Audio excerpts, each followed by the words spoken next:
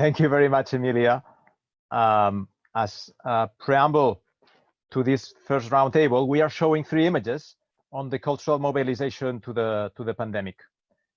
The first one is the project Wuhan We Can, launched in January, which received thousands of artworks, images, and recordings from all corners of the world. The second is an image by activist, designer, and visual artist Dolors Boatella. The third shows the work of artists from Walkajara Art Center in Australia on public health and COVID-19. We have also included a screenshot of the page that the UCLG's Culture Committee launched a month ago to collect evidence of the cultural mobilization of cities and local governments. Now this page includes more than 120 references. The objective of this roundtable is to understand how cities and local governments, with their cultural initiatives, organizations, networks, and actors, are reacting to the crisis. Each speaker will have 5 minutes, and I beg you to respect the management of time. It is not easy because we, as physical entities, our bodies communicate a lot when we are at the same venue, but this becomes a little bit challenging when we are just connected. Jordi, allow me to interrupt because we haven't seen the images and everybody is screaming for them. All right. So can you share the screen or can someone do something about it? Because now you triggered our curiosity, right? We want to be inspired. So you need to show it. Promise this promise.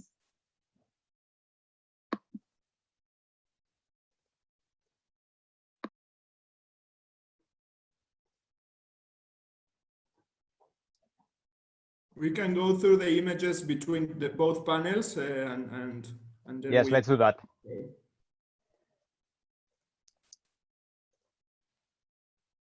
There you go. Now you have them. So can we go to the first image? Yes, this is the image of Wuhan We Can. Next, you will see the image of Dolors Boatella, activist, artist, and designer. And next is the image of the Walkajara Art Center in Australia, special work done by artists on public health and COVID-19 messages. And last, the screenshot of UCLG's page with more than 120 references. You are invited to submit what your city, what your organization is doing, and we will upload this information to this page in our website.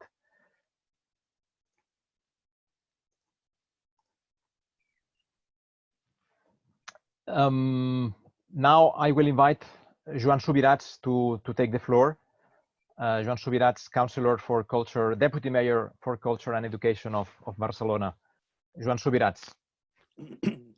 Well, first of all, thank you for this opportunity to share with you some of the common problems that we have in all the cities around the world about this COVID crisis.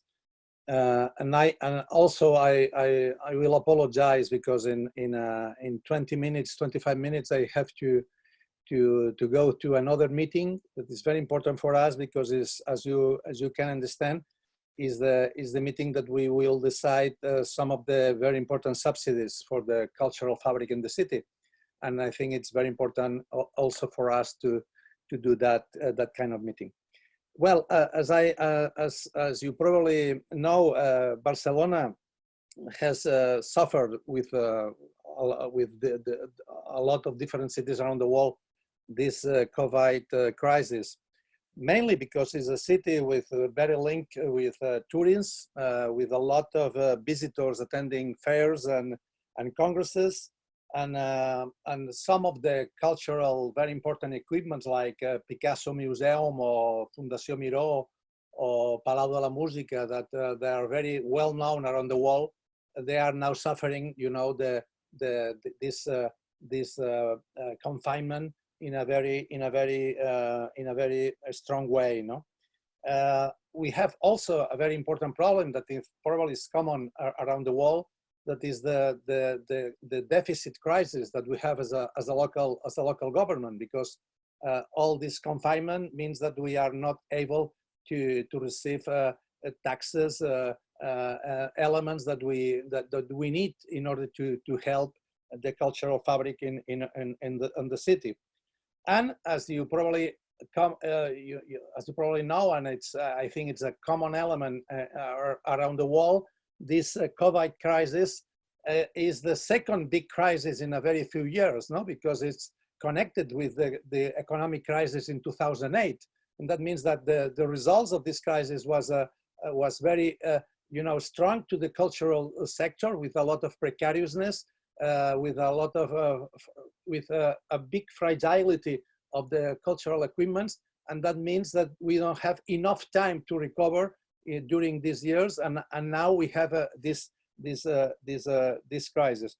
We also have we decided in a very rapid way. I think we started in Spain the confinement the 14th of March, if I remember correctly, and the 18th of March, a Wednesday, we announced the first package of measures to the cultural sector.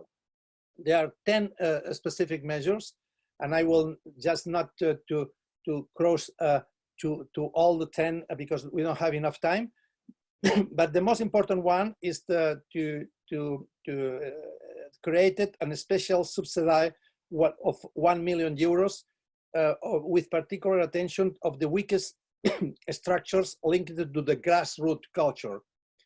I think this virus is not democratic, no, in the sense that apparently it's a democratic virus in the sense that affected everyone.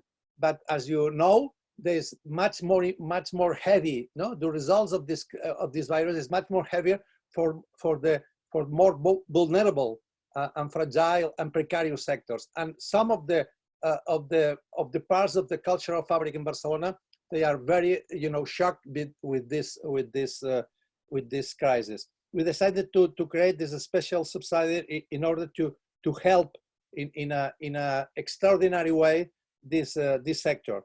We decided also to try to figure out how to keep with our cultural programs. We know that we have a very good time usually in summertime and springtime in Barcelona, also in fall time, but we have a lot of problems with the open public spaces.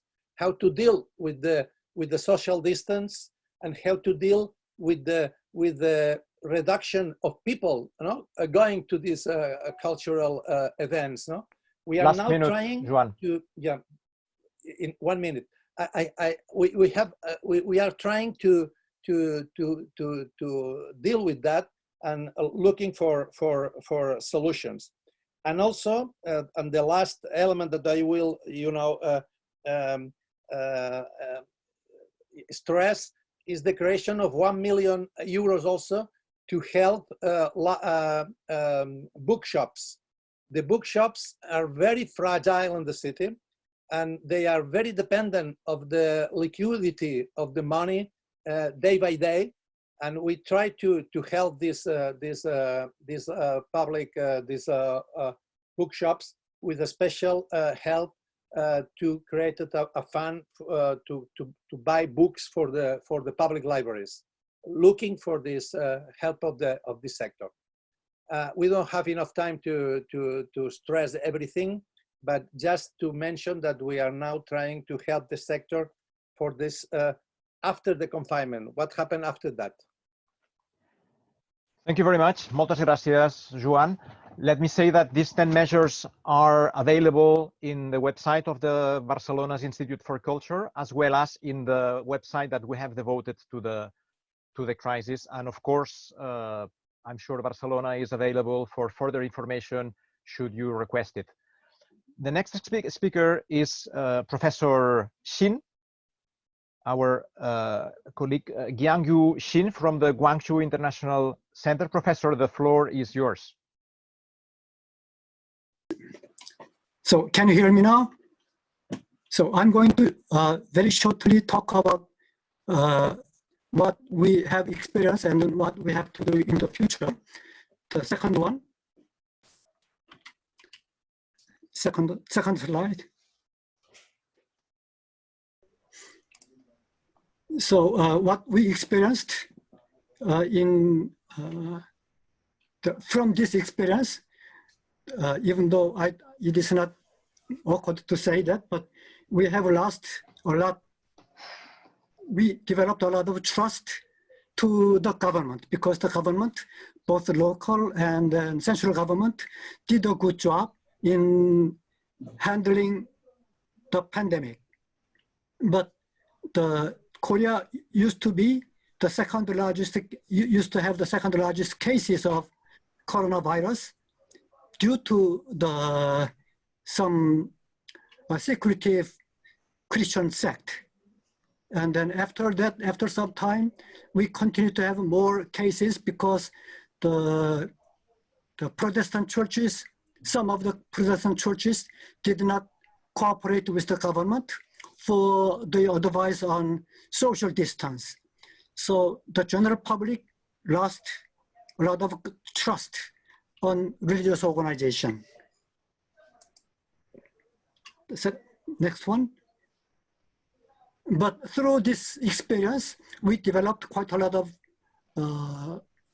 solidarity with the people or with the cities and then regions who had a lot of coronavirus cases by providing medical staff as well as emergency vehicles.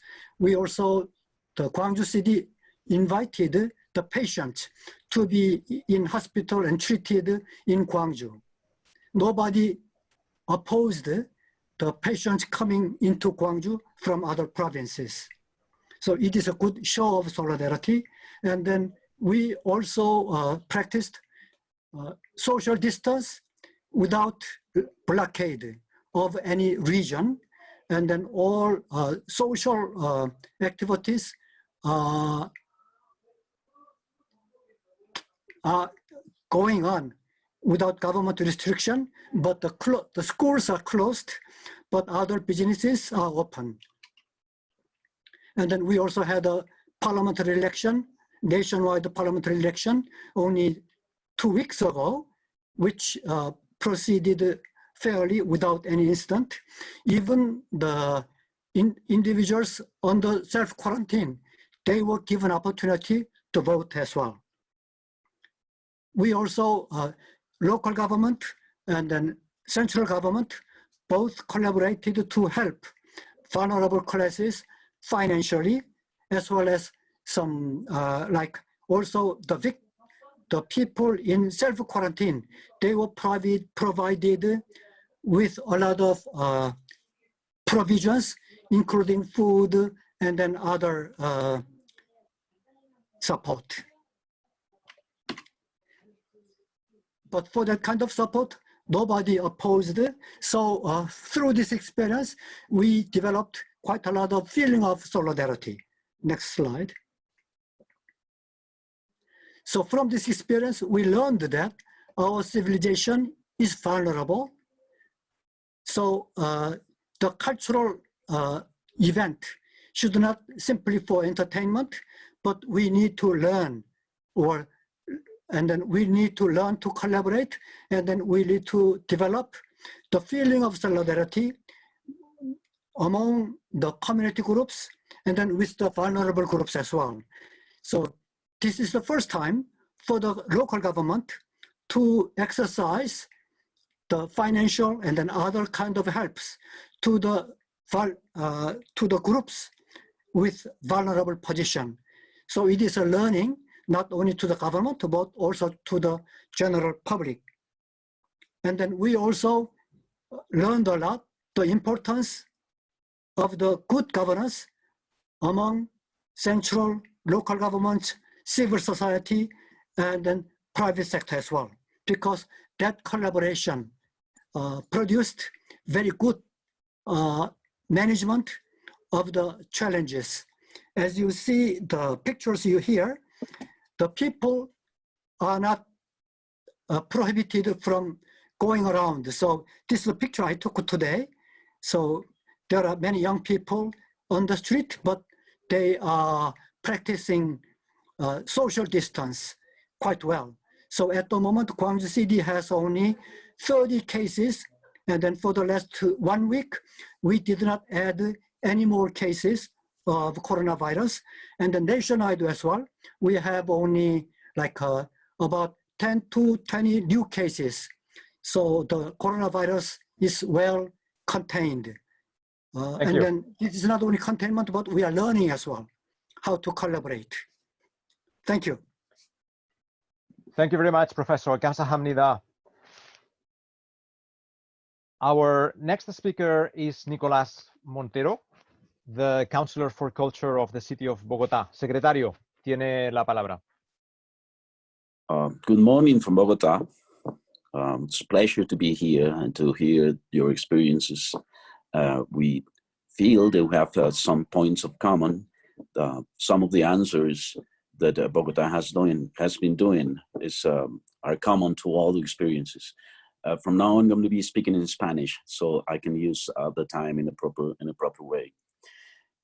Bueno, lo primero que hicimos, digamos, los retos los tenemos todos y son más o menos iguales. ¿Me están escuchando? Sí.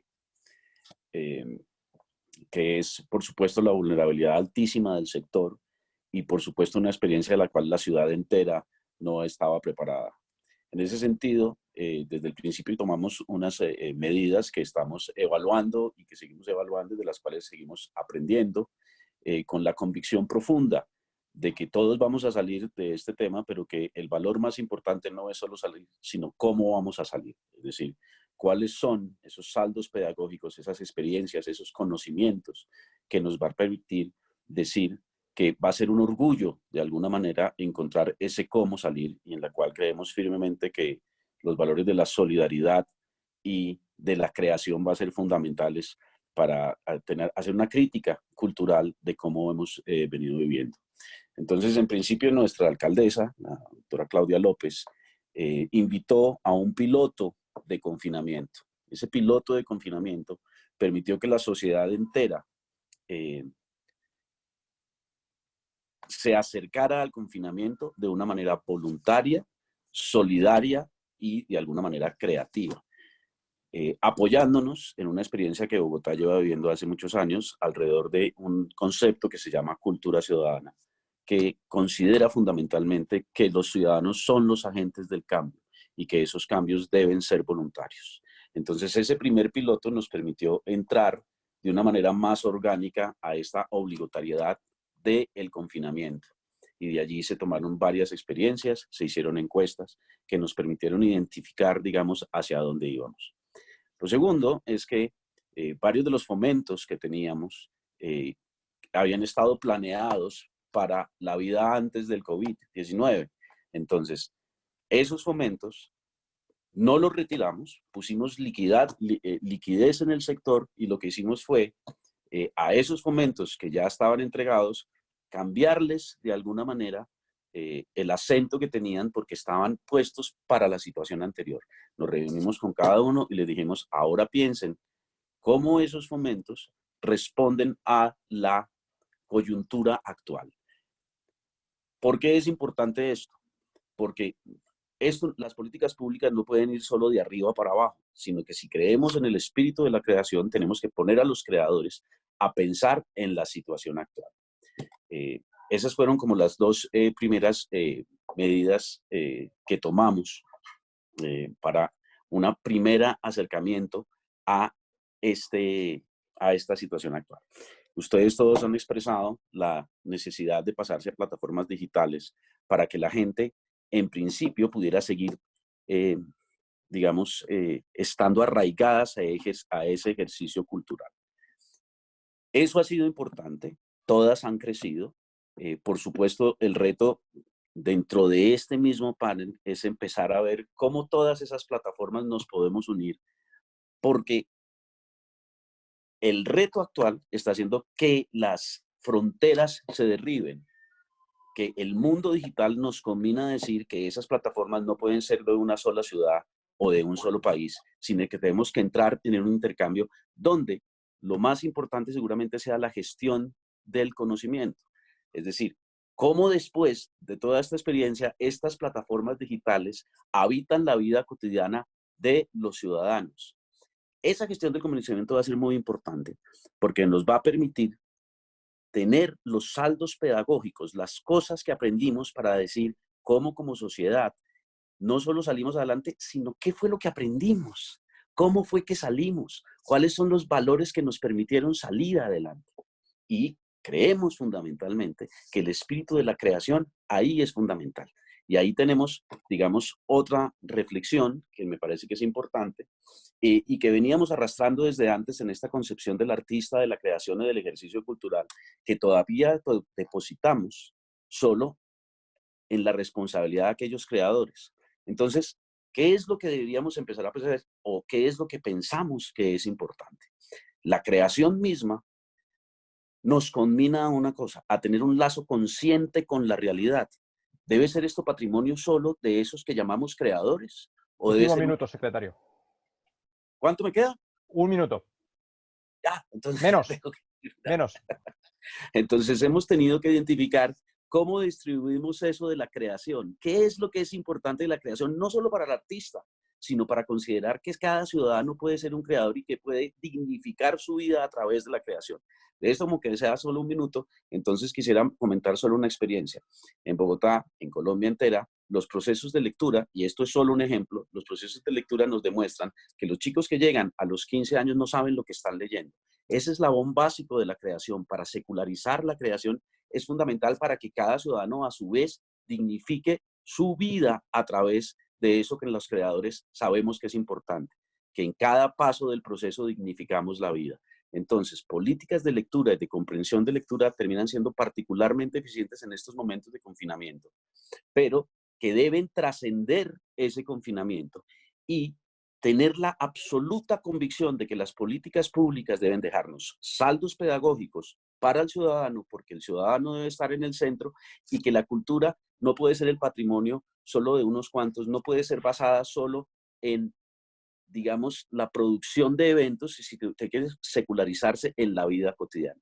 Así que hicimos instructivos para que padres, y esto es solo un ejemplo, padres y madres les lean a sus hijos a través de cambios de voces, a través de un instructivo que consultamos con varios pedagogos para que enriquezcan eso. Para terminar, porque ya creo que me pasé del minuto, ¿cierto? Al final, tenemos que posicionar la cultura de una manera diferente, y no solo como evento, sino con la convicción de que cada paso del proceso debe enriquecer la vida cotidiana de cada colombiano, de cada bogotano, de aquellos que como especie, todos como especie, hicimos que esto que fuera la creación resignificara las realidades. La creación es lo que nos permitirá en algún momento, en concordancia con otros, resignificar cómo nos relacionamos con el planeta. Me encantaría tener más tiempo para ir más puntual, pero ese es el tiempo que tengo. Muchas gracias. Thank you very much. It's really sad and frustrating that we don't have much time, but I can also say that the measures taken by Bogotá are uploaded to our website, and I'm sure that the Secretario is available for further information should you request it. The next speaker is the mayor of Lalitpur, Mr. Chiribabu Maharhan. Mayor, you have the floor. Thank you, Jordi. And also thank you to UCLG, Metropolis, and UN Habitat for this important thematic session on the cultural mobilization in COVID-19 pandemic. Marta, next slide.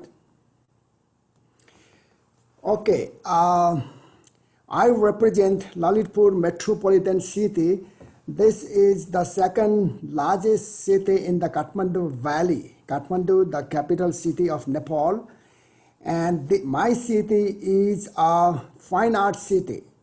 And due to the COVID-19, there are a lot of disturbances, lot of problems on the ongoing cultural heritage, cultural activities, etc., etc.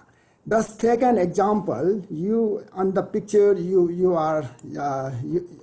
see it's a very, very important, very, very meaningful chariot festival, which has been continued since 1400 years uninterrupted.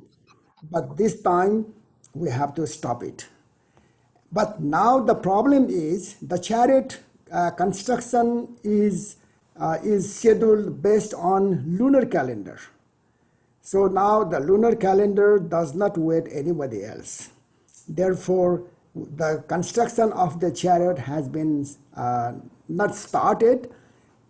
So this is a very, very big setback to our culture, to our a sort of community-based ritual rites, traditions, and cultures. These are very much badly affected. And again, tomorrow is our day for Mother's Day. But now, since there is no mobility, because the country is under lockdown, therefore all the mothers are panicking because their children, it is quite difficult for their children to visit them. So this is next problem. But in Nepal, in Lalitpur, we got every day almost traditionally, culturally festival day. So these are very much badly affected. Okay, next thing is my city is the old craft city, and we got a lot of artisans, and their products are very much important, and they get market in the world. But now, since the epidemic, their productions are not getting access to even to the local market. So it's impossible to get access over to the international market. And we see there is no light in the tunnel for next couple, say, I don't know, we don't know how long does the epidemic goes, but still the problem is the artisans don't get market for, I guess, for next 6 or 8 months. Therefore, economically, they are very much hampered. They are vulnerable to collapse in their business. So it's very important that we have to look after them. Next slide, Marta. Marta, next slide. Okay, now the behavioral change regarding the epidemic is quite obvious. So in this case, we have to change in the traditional cultural behavior. So revival with flexibility. So this is very, very required, because the traditional cultural behavior is very much badly affected by the pandemic. Therefore, we have to revive this with a lot of flexibility. And of course, the cultural and heritage as city products seeking economic alternatives. Now, of course, this year we were celebrating Visit Nepal year 2020, but the pandemic forced us to cancel the program. So the federal government has just canceled it. Therefore, now all the economy depends on the tourism industry, so to say. Therefore, we have to encourage the domestic tourism in order to sustain the tourism business marginally. And last minute, dear Mayor. Okay. So in that case, now adapting to the changes in communication, culture, and behavior, distance communication, not face to face, but screen to screen. Like for instance, now we are undertaking a Zoom meeting, which is quite good. And definitely we have to undertake some of those in other IT innovations like Skype, etc., etc.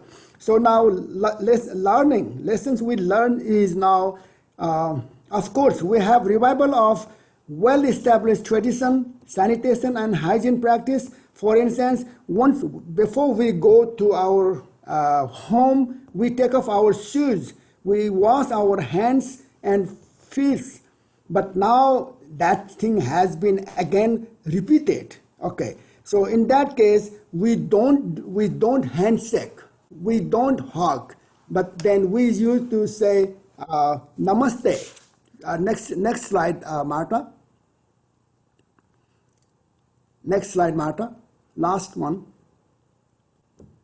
You got one more. I'm sorry, I have a problem with the next slide. I cannot.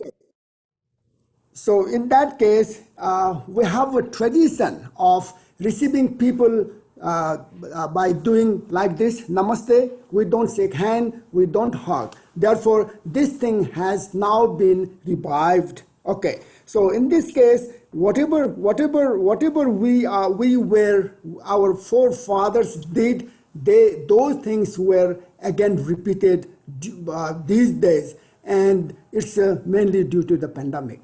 Okay, so in this case now, public places adopting hygiene and discipline as culture. In that case, of course, okay, this is the last slide. In that case, of course, people are using masks, and the sanitization is widely used, and the social distancing is very much maintained nicely. In the market, you will see a lot of people doing shopping on circle, maintaining social distances. And lastly, I also say namaste to all of you. Thank you. Thank you. Thank you very much, Mayor. Namaste. Namaste. Now we have 3 more speakers in this roundtable as commentators, as respondents to the impact of the crisis in the sector of culture, to the impact of the crisis in the cultural life of our communities. The first respondent is Giorgio Ficarelli, International Relations for Culture in the DG DEFCO of the European Commission. Welcome, Giorgio. You have the floor.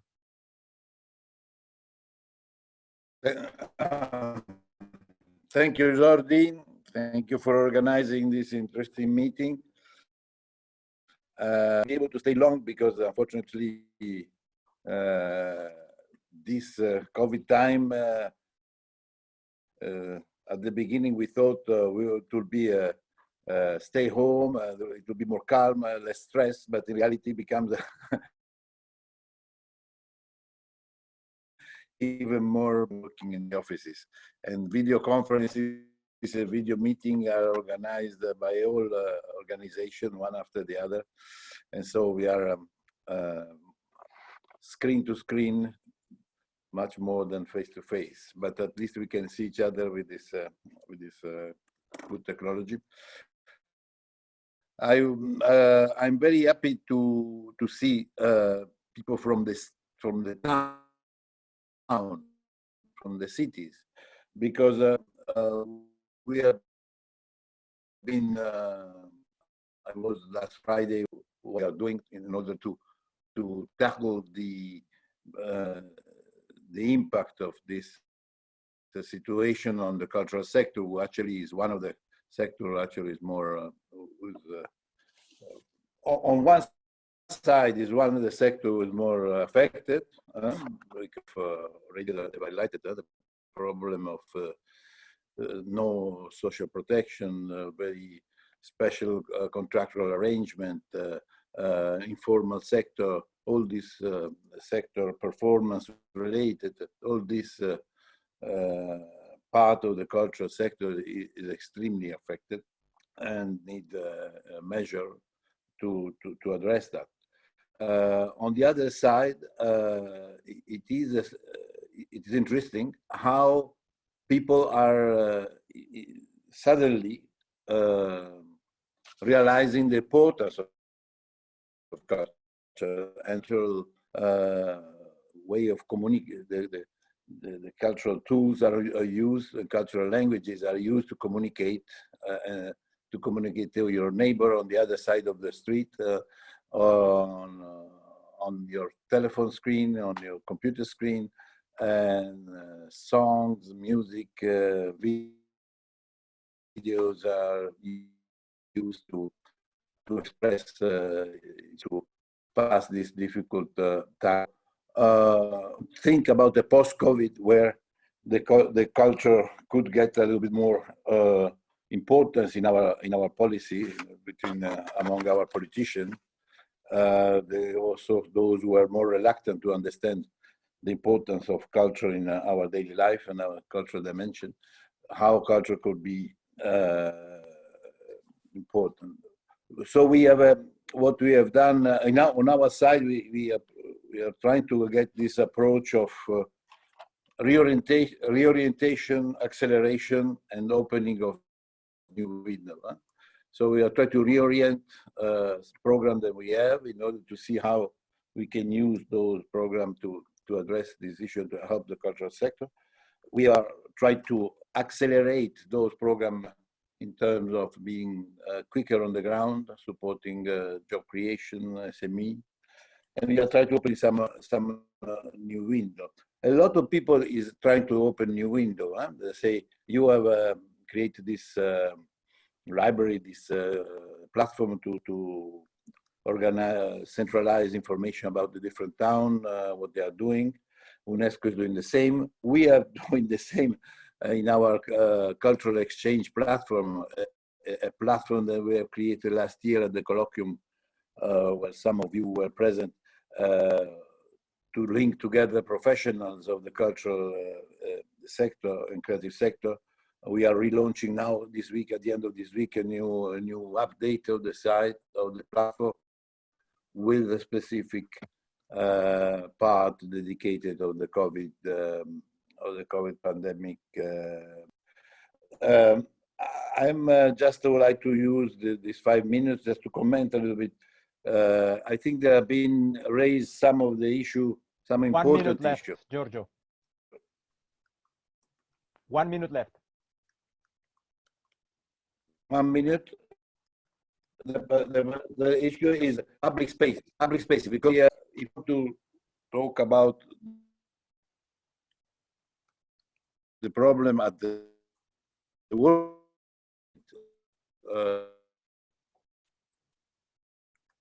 Europe, Africa, at the end, the value, behavioral changes in terms of development. Now, there is a problem that, yes, there have been a huge, incredible development of digital tools. This is our security exit. But on the other side, all the importance of culture as a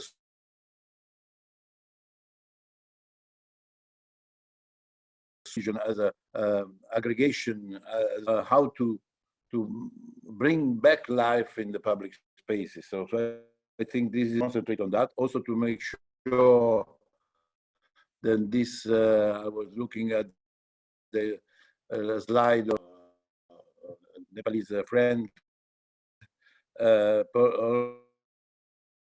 present that, say, from face to face to screen. This was a screen going on also before as a problem for the youth. People then were no more communicating, if not.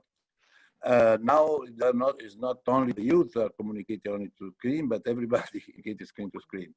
We need to make sure that after the COVID emergency, it is over.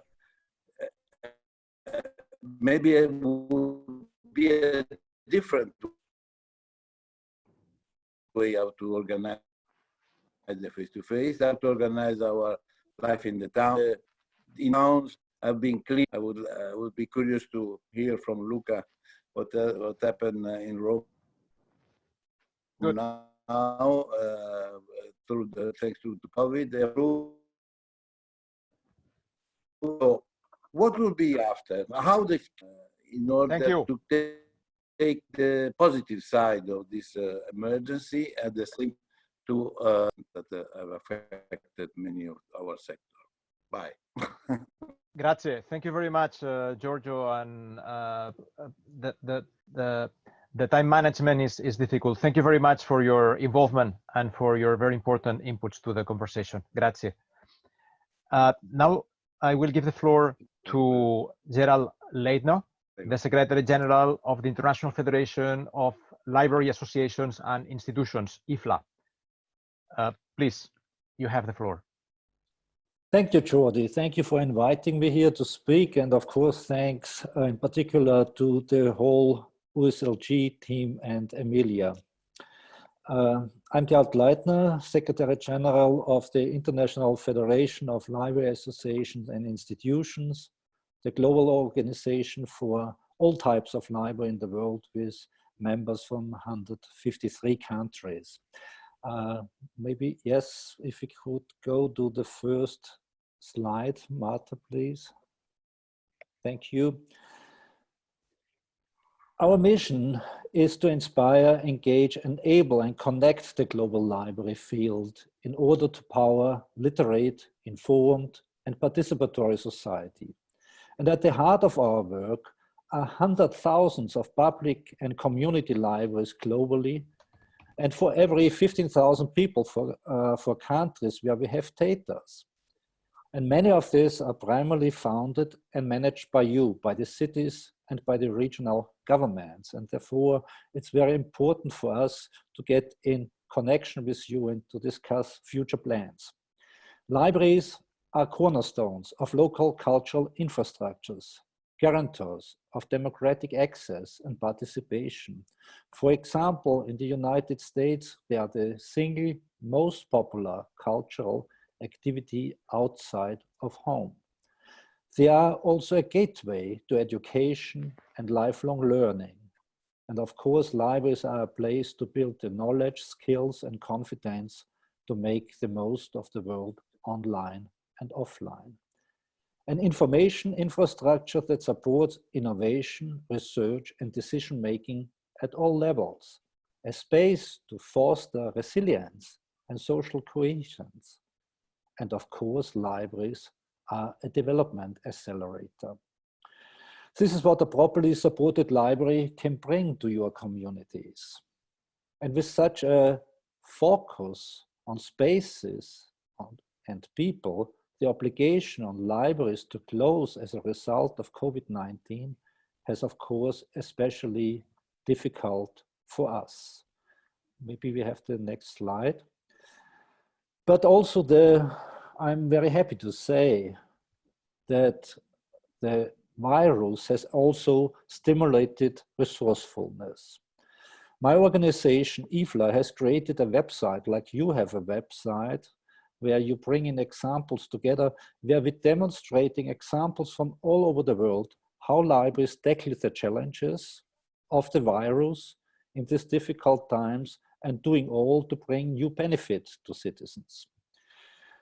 In general, I guess we can say, of course, there is a new demand for digital resources and that it has risen dramatically. Libraries, and this with local support, have increased spending on electronic resources in many countries of the world.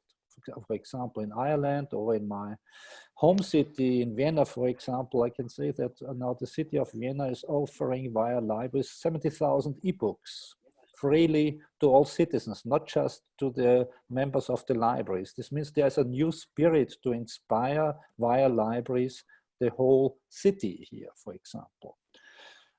Online story times, where publishers have permitted this, have been a great success in so many parts of the world. And we see this on every continent. And there is a demand growing for other library services.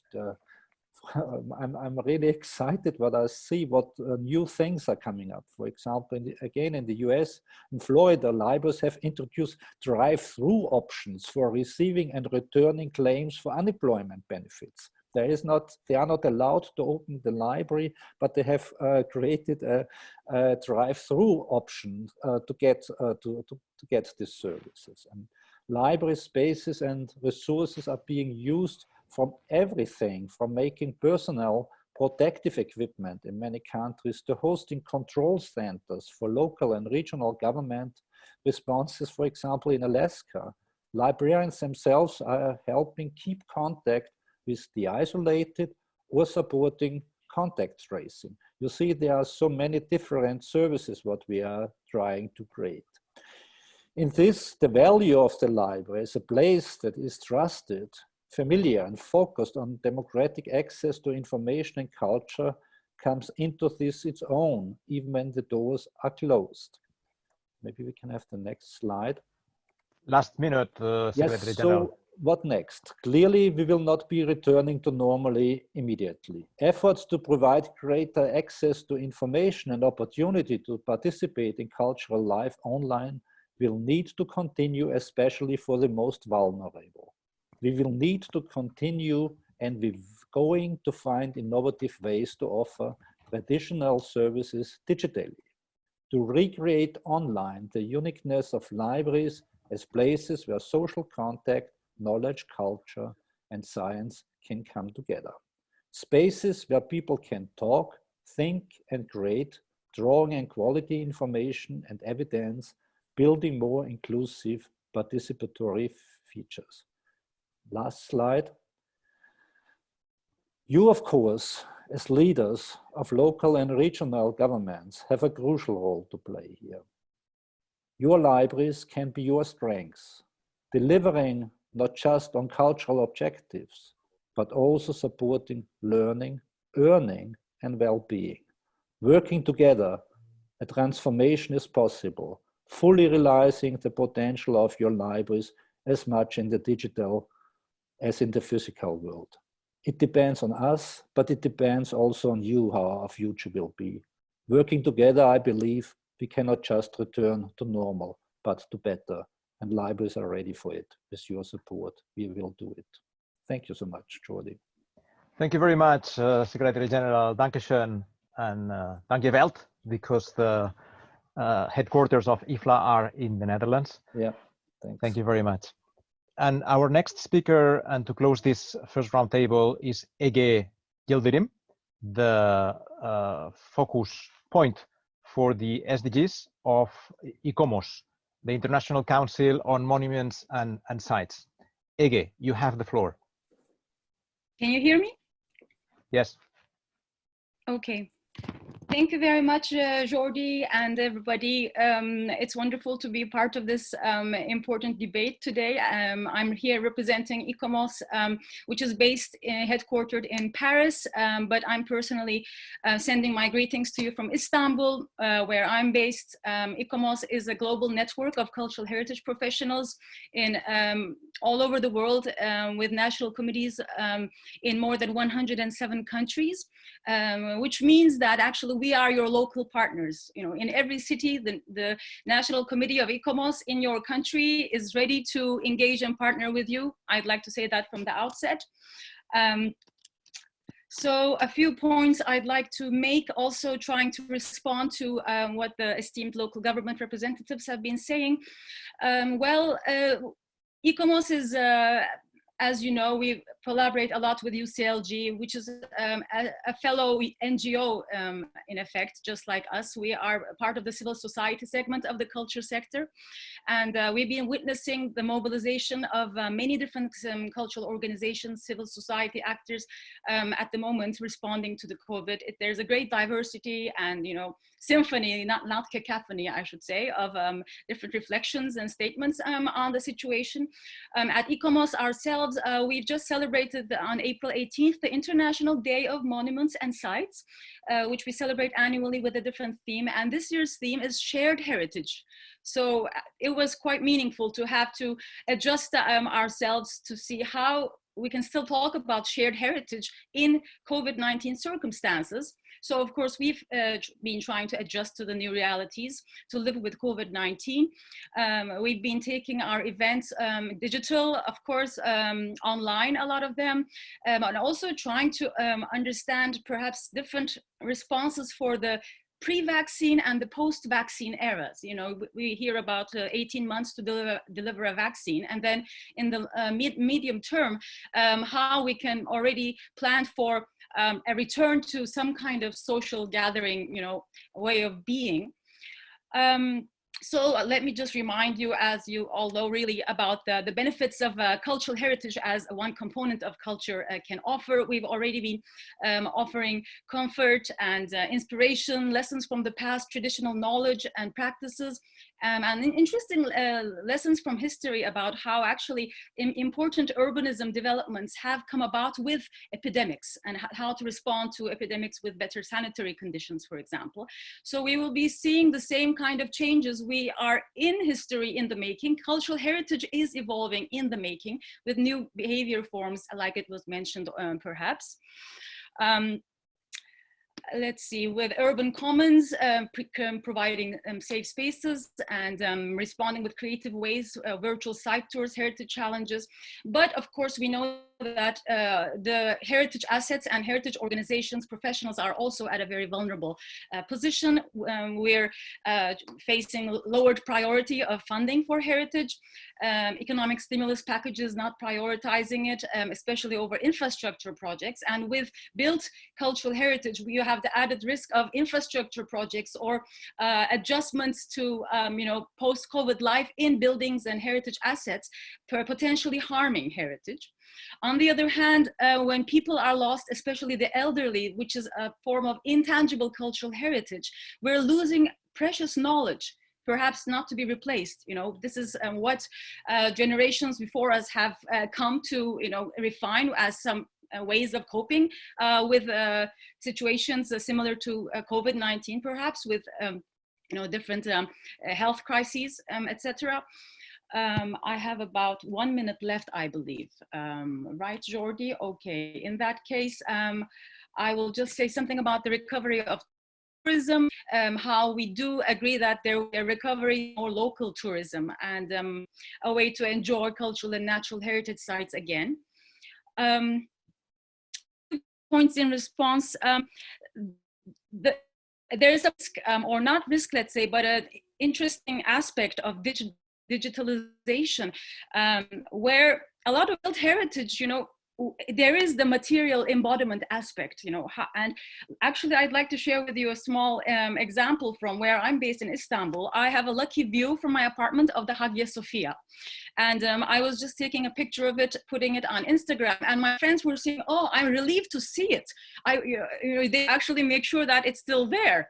So how to go back and you know, keep maintaining these physical places is going to be one question to ask.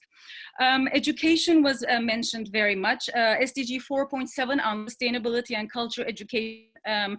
This also affects how people react to confinement. You know, the more educated levels of society, they actually do a better job of complying with lockdown. Unfortunately, we see this.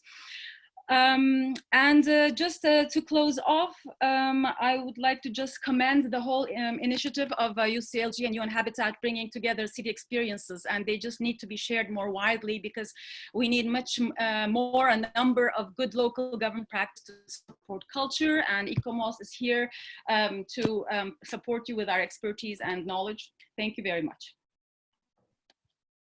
Thank you very much, Ege Teşekkürler, for your very good speech.